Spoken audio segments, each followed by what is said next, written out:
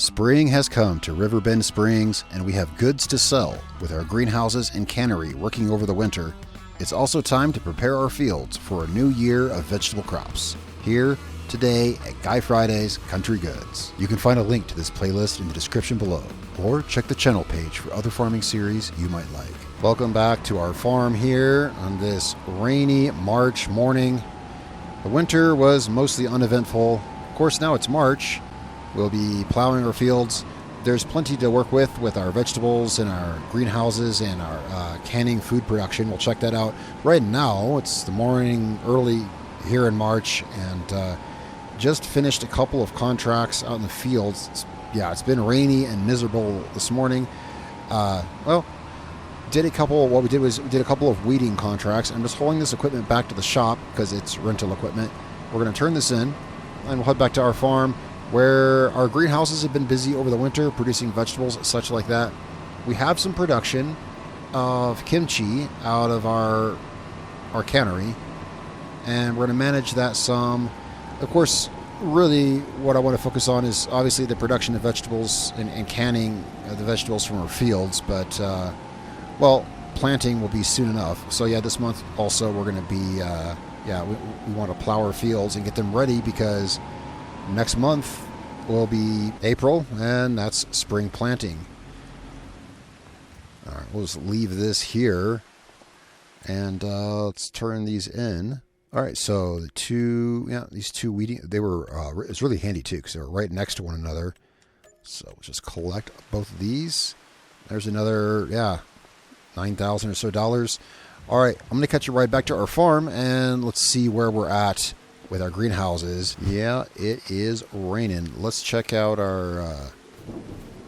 So we have chili peppers and garlic here being produced from our... This is our original main greenhouse.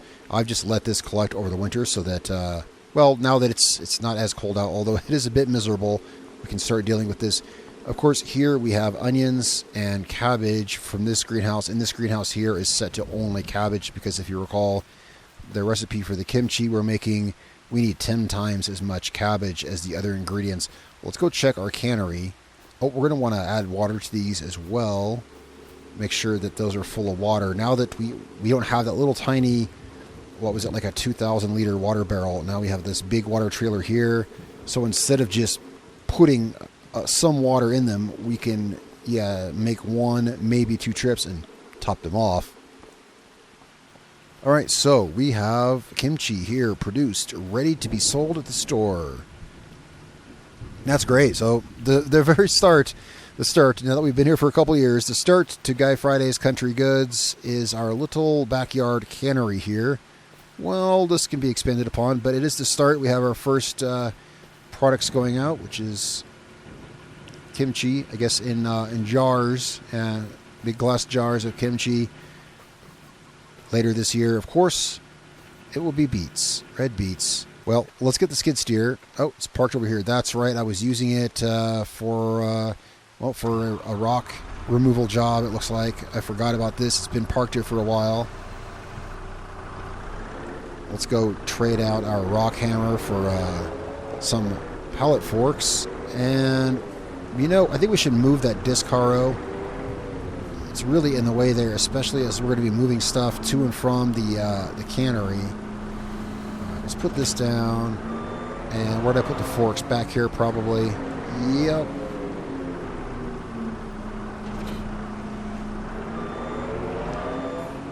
And you know what? Let me get this out of here. It's kind of tight space in there, but it's fine for the skid steer. Let's grab the tractor and let's move that disc harrow somewhere. Maybe here behind the cannery. Yeah, we have it in front of the cannery. Let's maybe move it behind the cannery. Can we drive over here behind it? Yeah, we can get back here. We'll catch up to this. Because having it right here between the barn and the cannery is an odd place. Well, you see, we had to move it. It was over there on the other side, but then we put the beetroot warehouse there. All right, so we're just going to back this carefully. Oof, tight spaces. And get this moved over here. I think there's room for it. Here on the back side of the silos. That tree there is always in the way. You know, we could cut it down. It is. Here, maybe I'll show you what I mean here. Let's get this. It's in the way. It's in this perfect place where no matter where you're turning, it's guaranteed to be in your way. Let's get this parked here behind the cannery. Yeah.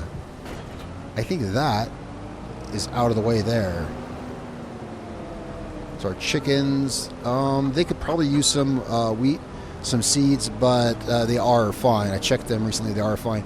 Yeah, this tree here, it seems innocuous, but it's at this perfect place where when you're pulling in or backing out or whatever of the greenhouse, say we're dropping off water, it's right there to get hit. It's right there to get hit when you're pulling through from the silo. It's pretty there when it has leaves on it, but it is kind of really in the way. I have to avoid it. I think I have to avoid it more than I spend time appreciating it, which means I don't know. Can we? I'm just curious here. Let's see if we can. Can we cut this? Yeah, we could. We could cut this. So, for future reference, we could cut this, but we'd be left. I think we'd be left with the stump, and then we'd have to get rid of that. But yeah, we could for future reference. It does seem to get in the way a lot. But anyway, are we done with it? I think we're done with this for now. Let's get this back in the. Just because it's pouring rain, let's get this back in the shed. All right, now we got some things to move. We want to move. Okay, so our cannery only has so much capacity for vegetables to work with. It's very, very limited. See, it's yeah. Our greenhouses are putting out more than this can process. This doesn't have a whole lot of capacity. So for now, I think we might actually be selling these pallets here of the garlic, the chili peppers, and the spring onions. These are ingredients for the kimchi, but let's check the shed. We have basically... We have enough to top off the cannery and still have some left over. So let's do that right here. Here's these three ingredients here. These are what wouldn't fit in the cannery before. So what I'm saying is we can top the cannery off. And yeah, what's there at the greenhouse can be sold because by the time the cannery has used all the products it's got, the greenhouse as well will produce more. We're going to need either another cannery, a larger cannery, or something like this. See, it's full in onions. It doesn't hold much. So what we're going to do is we're going to top it off with these. We're just going to sell what's the greenhouse, which is great. We could use some money and know that we're going to need more production in the future. Just more production. So I'm going to get these. Oh, darn, I can't see. It's a little tight quarters in here, but I liked this barn. You know, this barn was here when we purchased this land and started putting buildings here. Whoops. The barn was already here, and it is the right size for the skid steer and storing things, but it's a little tight in there. All right, let's just get some garlic there. Yeah, it's full, and that little half a pallet it took, well, I topped that off a couple months ago, so in a couple months it's only used that much of these. So this is great. It's producing some products right now, but this is not its main purpose. Again, you know, our main purpose is going to be our beet fields that we're going to be working on this year, and today we'll be out there plowing them. Well, we got to wait for the weather to clear up, so I can't be certain it's today. It's, you know, it's going to be whenever the weather clears up, and so that'll be the main thing. And if it's slow on the beet production, then we'll figure that out when the time comes. All right, so this is full in all the ingredients except for the cabbage. It will take more cabbage because it takes 10 times more cabbage to make the kimchi than the other ingredients. It holds 10 times more, so it may actually hold. It'll hold maybe a few more pallets. Whatever it doesn't hold of the cabbage, we will set aside because, right, anyway. So we've got 3 pallets of kimchi here that I see. There may be more stored within. We can get these loaded up and then load up the other vegetables, and yeah, we can have us a pretty good vegetable sale here in March. As long as we're right here, let's get one of these pallets. And let's get these loaded on the trailer. I guess, yeah, we'll probably bring the tractor out here, get the trailer hooked back up. Well, we can get it loaded now. Alright, now if we're careful, we should be able to grab both of these, I think. If we want to save time here, we should be able to grab both. We've done this before. It's usually what we do when we're in a hurry with the skid steer. But, oof, yeah, it's a little rough. You got to keep it low, and we'll make it over here. Get these loaded on the trailer. It's one reason, yeah, it helps to have such a low trailer. Now, we're watching around the turn, but we should be able to oop these up on the trailer. Just want to keep the weight low as we can. Come on, get off my forks. Get off the forks. There we go. All right, so there's our 3 pallets of kimchi. Now we've got, I guess all of these pallets we want to bring over there as well. So we'll get these vegetables loaded up there best we can. All right, 2 pallets of chili peppers. And then we'll have 2 pallets of garlic and a pallet of onions. That's going to be this is going to be a pretty decent sale. I mean, and yeah, this is, of course, this is right here. This is just overflow that's not going to go into the cannery because it's a small cannery. It's basically, our cannery is basically just a workbench in a shed. It doesn't have the output to crank all this out. Can I fit? I think if we're careful, we can fit the garlic behind that. Well, we'll see. I'm not sure how stackable these are. Really, I don't know. But I think we can actually fit it all on there if we're careful. Alright, there's not room for the garlic behind the chili peppers because, well, I'm just eyeballing it and I didn't leave enough. There wasn't enough. So we're going to try to stack these on the chili peppers. But yeah, working with it this high off the ground. Our skid steer is not very heavy. There we go.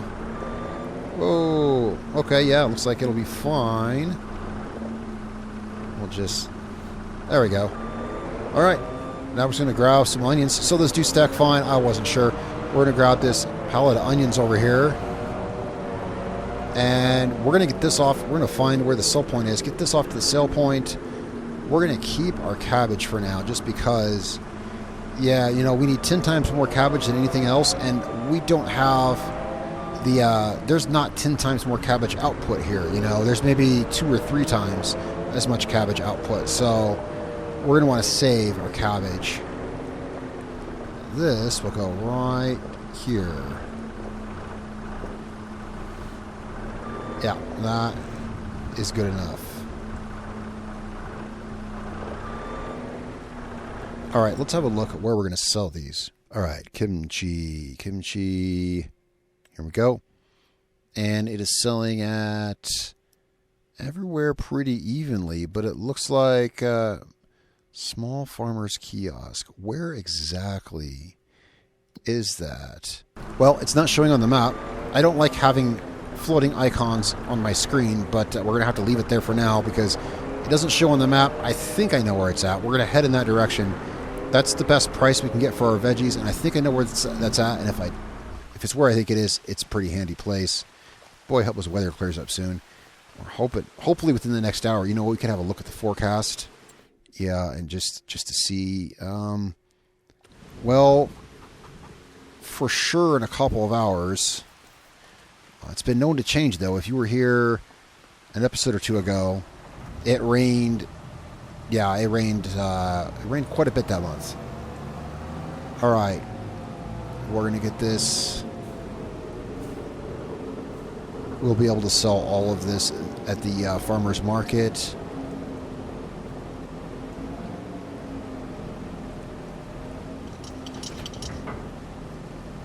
Alright, got that raised up. Let's get these strapped down here.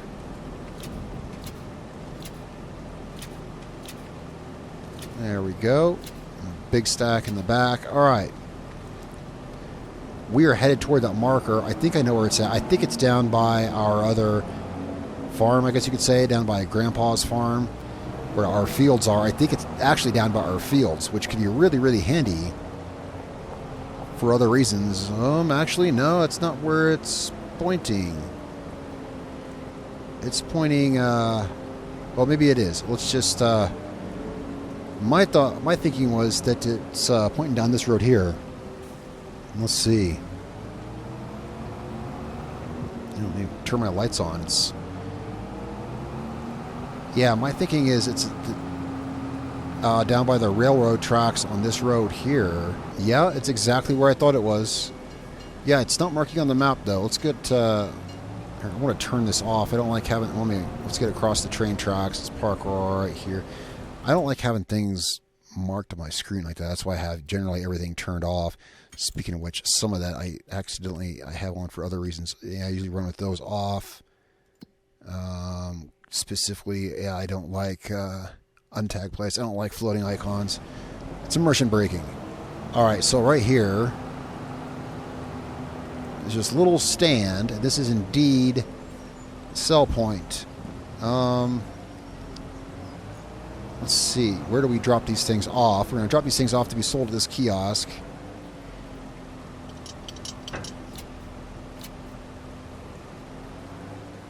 Okay, let's pull around on the other side of it. Get an idea.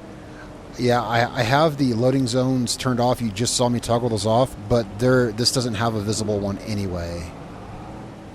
Because I've seen this market stand here, and I've often wondered, is this a sell point? Is it, you know, I wasn't sure because there is no marked loading zone there.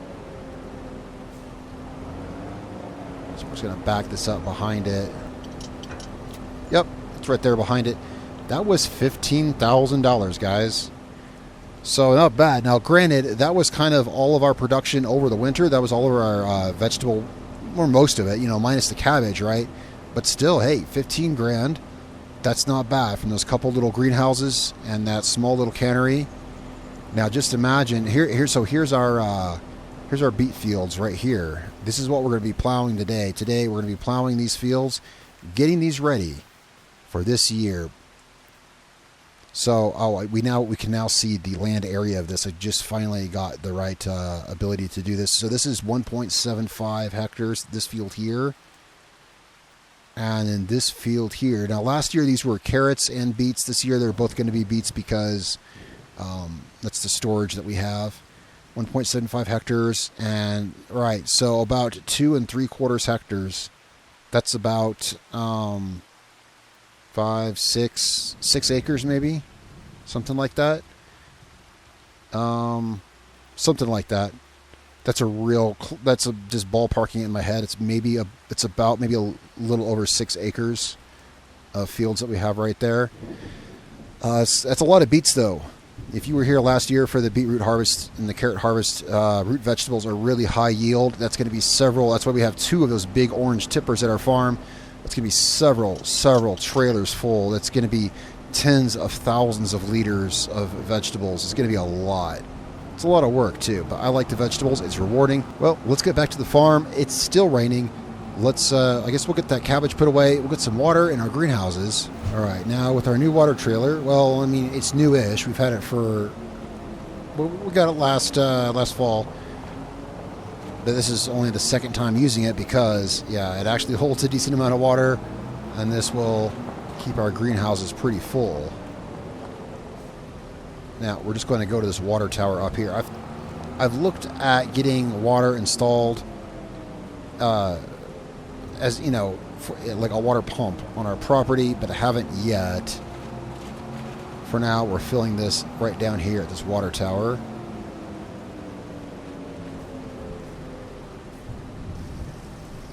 Actually, while this fills up, let's have a look at that. If we were to build... I'm trying to remember if we have something like that. If we go to, let's see, would it be under... Oh, a second, it's way easier to use a mouse for this. Tools, perhaps. Oh, these are the only tools we have. This would work here. Something like this would be great. Of course, we're not going to place this here. I just want to have a look at it. Something like this. We actually have one of these at the other farm, at Grandpa Walter's farm. We could put this on our farm. And this I like because it's got the windmill and a pump. So it's like its own, old-timey windmill, water mill pump. Yeah, you know what? I'm sure our water's filled up by now. You know what? I say we go build one of these. This is really cool. It's got the old-timey farming, like... In fact, see right there, we've got a, right here, this guy here, this is just there for looks. Why don't we delete this? Where's the darned, why don't we sell this? That was there for decoration. And why don't we put this in? This is actually functional. There, yeah. Let's get it rotated. How do you think we should do it? Let's put the water tank in back. Where's the... yeah. Let's put the water tank in back. I want to get it parallel with the greenhouse here. That's good right there. And basically we'll just have this in the same place the other one was. Boom. All right. Now, okay, great. Now we got a functional, larger windmill than we had. You know, that's cool. I didn't know if we had anything or not. I thought maybe I had a mod downloaded. Pretty sure I've seen some really neat water pump mods that I may have downloaded. Either way, I think that actually, I think that comes with the game. Either way, hey, found something cool. It was 10 grand, but it's okay. It's a really nice touch to the farmyard, having a windmill, which is why we had the original windmill, right? But this one actually does work. This one actually pumps water out of the ground with the windmill. I like that. I dig that a lot. So let's get our water filled up here. And next time we won't have to go anywhere. We'll just be hitching up the trailer and driving right here and doing this. All right, well, let's get these topped off with water. I like that windmill. Look at that. You can see it up there. It's just so much bigger. The other one was just purely decorative and it really wasn't much at all. Oh, wow. This took a lot more water than I thought. Hang on a second. How much? I thought these were pretty, let's see. How much water is in here? Yeah, it's only 1,400 liters short. Yeah, that's, for all intents and purposes, that's full. All right, well, it's great. We get to try out our new windmill now. Our water mill thing. So I guess we can just pull up beside it here. Yep. We could just fill up here at this. Oh, this is awesome. I didn't like going over there. It's not that far, but I didn't like driving through someone else's grass to get to a water tower. There are several water towers here in Riverbend Springs spread around the area, and you can use them all as fill points, but I like this. I like having our own thing here better, obviously. We're going to go around this way to the cabbage greenhouse. And we'll be moving this cabbage. Oh, you know what? The rain's away. The rain's gone. I'll turn my lights off. Yeah, I just noticed it stopped raining. The sun came out. That's awesome. Once the ground... We'll work with this stuff here, and then hopefully the ground will get dried up a little bit, and we can get the plow out to our beet fields. All right, let's get this offloaded in here. All right, and now we'll just go back here, fill up the other one. Really, really time-saving this is. With that small trailer, it held about a third of what this trailer holds, if that much. Probably not even that much. And driving it all the way to the other water tower to fill it and driving it back and doing that for 3 separate greenhouses, it was... Yeah, it was a bit of a project. This is how it should be here. This is how it should be here. Having your own water pump, because just now when I was going over there, you know, it's like, yeah, why don't we have our own water pump? So we'll just put this back here. We're going to go ahead and get this hooked up to the plow, and we're going to move some of this cabbage around. All right, so our cannery, let's see, for the cabbage, there we go. It'll hold 3 more. It'll hold 3 more pallets, which is, I think, how much cabbage we have. Yeah, I think we've got 3 more pallets. We've got 1 pallet there from greenhouse number 2, and greenhouse number 3, yes, indeed, has 2 pallets. Now, these are tricky to pick up because of this hill here. It's just how it is. I didn't foresee that when I built this. It just means that as you're coming up here, you have to adjust the forks as you're going forward. Because as you're climbing the hill, the machine is tilting. There we go. But it's not too hard. Let's see if we can get both of these. We should be able to.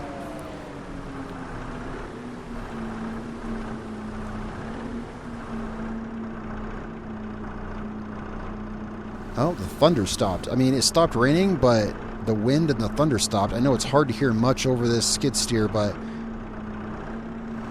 it's like the weather has fully cleared up now. Yeah. All right, now this should take both of these. If it would get off my forks. There we go.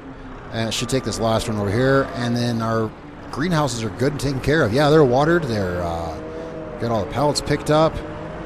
That's great. They collected the stuff collected over the winter. And it's good we took care of it. And I'm still really impressed by that $15,000 that we made. I didn't think it'd be that much. Although now that I think about it, there was several pallets on. I mean, we had quite a few pallets. That trailer was more loaded than I've ever seen it. So, all right, and that is our cannery fully stocked of everything for the kimchi production. Let's get down there and let's get to work plowing this field. I could use some field work. I've been maneuvering this thing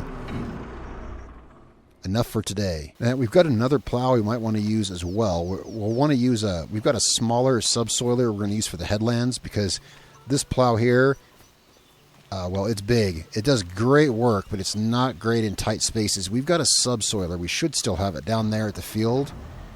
It's only about 3 meters wide, 2 or 3 meters wide, which still ain't small, but it'll handle the headlands. But we're going to get this down there. We're going to get this down there for the main meat of the field work. After we plow, we're going to want to run the ridger and put furrows in the field for vegetable planting. We have a bigger vegetable planter. We picked up a used vegetable planter over the winter.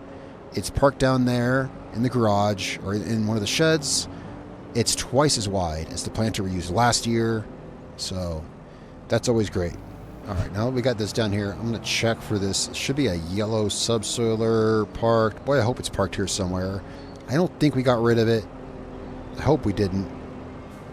Fine, I'll find it somewhere. Let's get this parked out of the way. I'll show you our new planter. We still have the really narrow ridger that we had last time. It takes a while to go up and down the field with that. Let's just leave that running for the time being. So in here, yeah, here's our new planter. It's actually folded in half. This is 6 meters wide. Yeah, and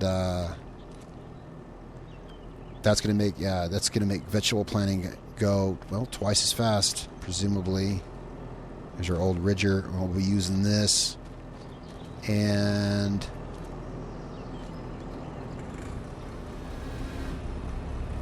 let's see if we can see if we still have that ridger here, or I'm sorry, the subsoiler should be a yellow. Yep. Okay. Yeah, it's still here.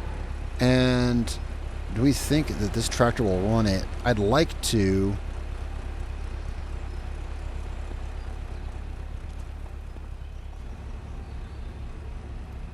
Yeah, I think it will. I think it's about at the limit of what this tractor will do, but I believe it will.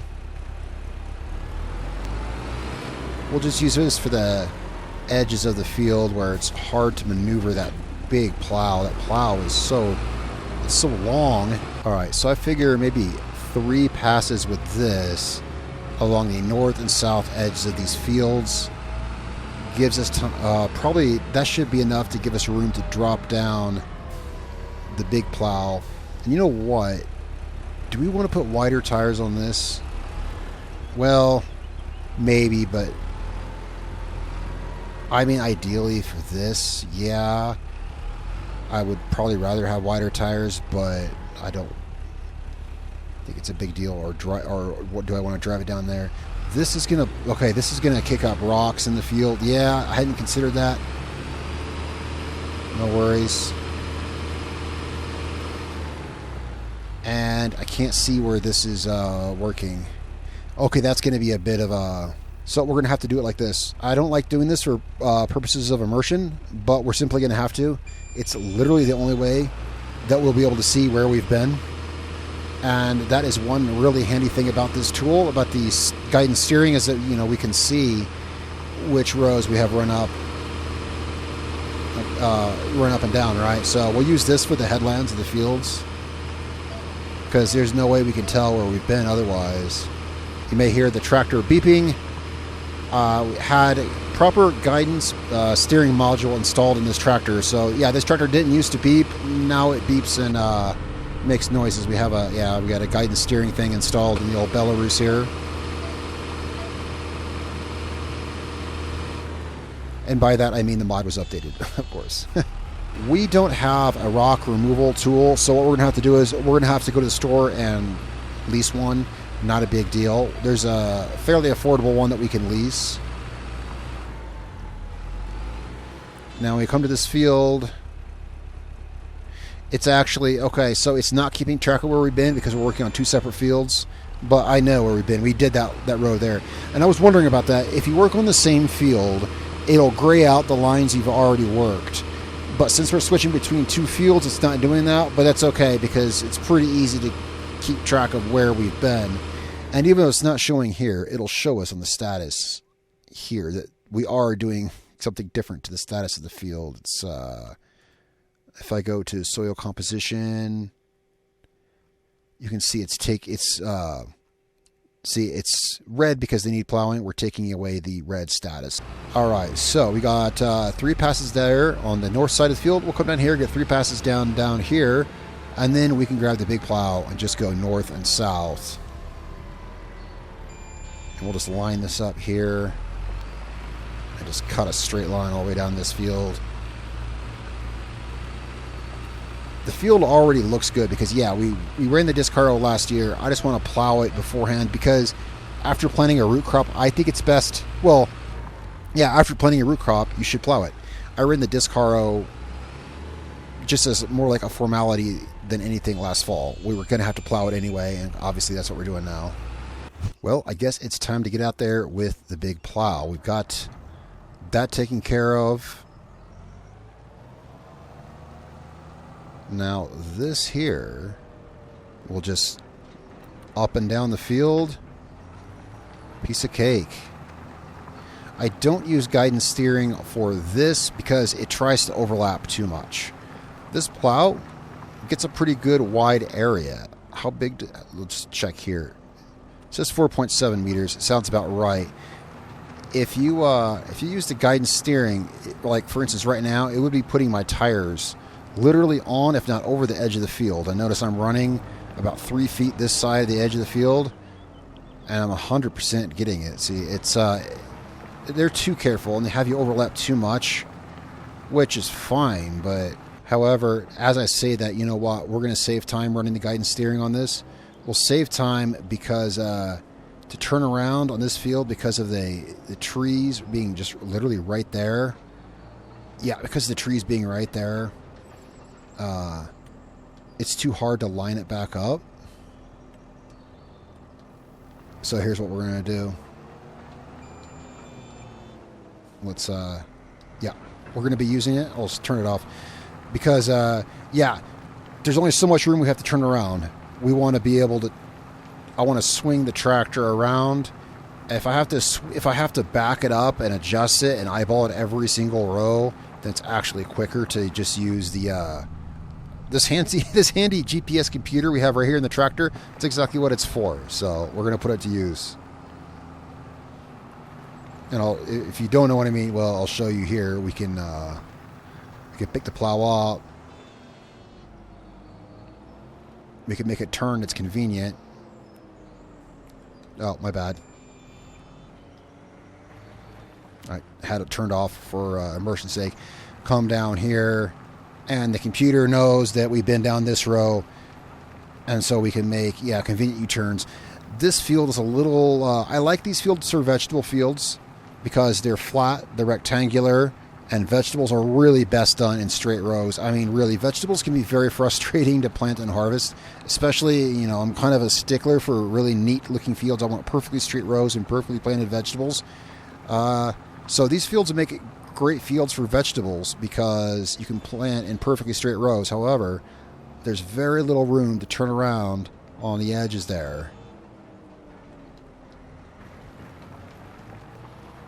So this way we can make these staggered, we can do a simple U-turn and make staggered runs down the field and make quick work of these fields. Yeah, this plow, I love this plow. I've said it many, many times how much I love this plow.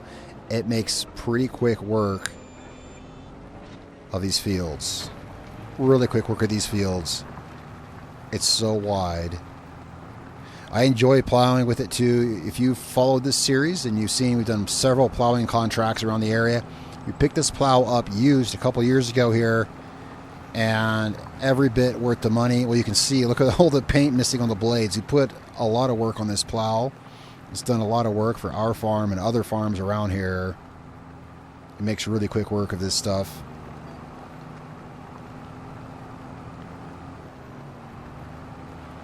After we plow this, we'll come through. Well, we will lease. It won't be today, but we'll lease a rock picker. Okay, it wants me to run that row, but why does it want me to run? Okay, now here's where this gets questionable.